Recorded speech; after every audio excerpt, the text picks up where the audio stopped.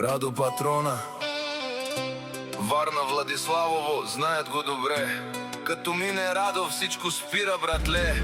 ГТ-63 АМГ реве в нощта. Патрона пристига.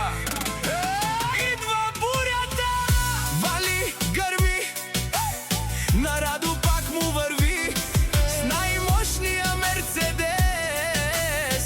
Улиците цепи, срещу него да бягате нямате шанс. Само като мине, всички гледат в транс. Парите са в него, колите са в него, жените са в него, тежи му името.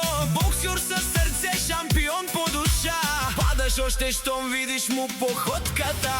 Гледате ли го, падате в истерия. Срещу него да бягате, нямате батерия. Не можете да бъдете на негово ниво, но му е да бъде номер едно.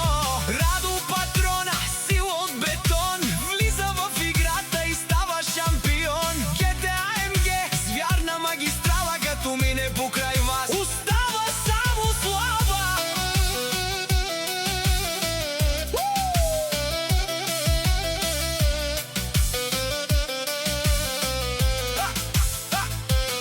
От Владиславово чак до Германия, носи респект, носи класа и мания. Ръцете тежки, боксерска стихия, на ринга е буря, на пътя магия.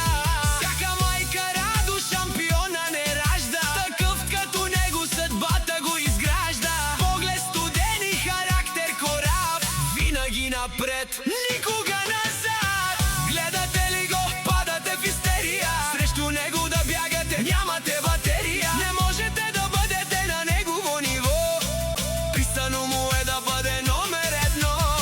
Вали, гърми, Радо пак лети, АМГ-то пали, градът мълчи. Патрона от Варна, име легендарно, където се появи.